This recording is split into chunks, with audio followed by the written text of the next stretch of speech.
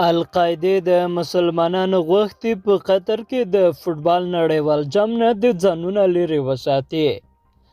د القاعدې شبکې وې سیمه ییزې څانګې د نړۍ مسلمانانو ته ویلي چې په قطر کې د فوټبال نړیوال جام سیالیو څخه چې ټاکل شوي یکشنبه پیل شي ځانونه لرې وساتي.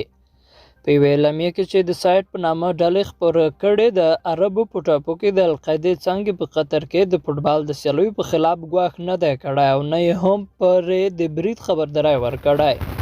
القاعده د عربو په ټاپو کې په یمن کې مرکز لري.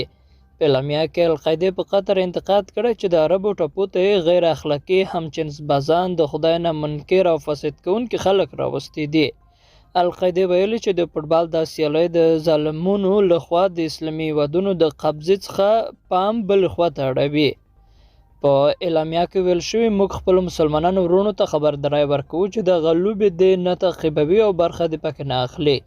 دا لومړی ځل دی چې د فوټبال د نړیوال جام سیالۍ په یوه داسې هیواد کې کیږي چې ډېری اتباع مسلمانان دي.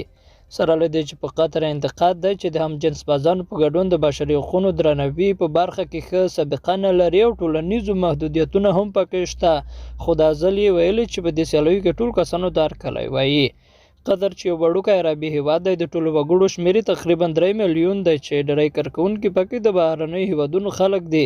د هیواد ویلي چې د فوټبال د نړیوال جام د لوبو پر وخت د امنیت ساتلو لپاره یې څه باندې 50,000 کسان روزلي دي. قطر همدارنګه د بهرنیو هیوادونو ځواکونه هم د امنیت ساتلو لپاره ګمارلي چې د قطر د ځواکونو د قوماندې لاندې به کار کوي. او د بلاول بټو خبرداری که ولسمشر عارف علوي ستونزې جوړې کړي، پایلې به یې وګوري. د پاکستان بهرنی چارو وزیر بلاول بټو زردري ویلي چې دغه هیواد له ولسمشر ډاکټر عارف علوي سره وروستۍ موقع ده. ښاغلي بلاول بټو یوه خبري کنفرانس کې خبرداری ورکړی چې که ولسمشر علوي د پوځ لوی درستیز د ټاکل کېدو بهیر کې د څه ګډوډۍ پیدا کولو هڅه وکړي، نو پایله به یې وګوري.